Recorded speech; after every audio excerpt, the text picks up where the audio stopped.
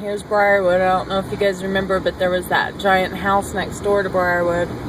Briarwood's gone completely. They've already leveled it. And that's where the house was next to it. And then we're coming up on Mom's neighborhood.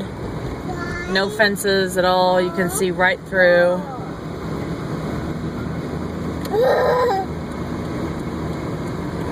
It's the Orr family farm. This is Mom's neighborhood.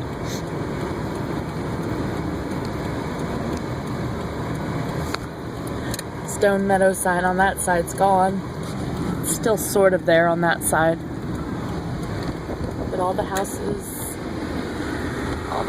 are gone. Looks like they tore down the Bobbitt's house.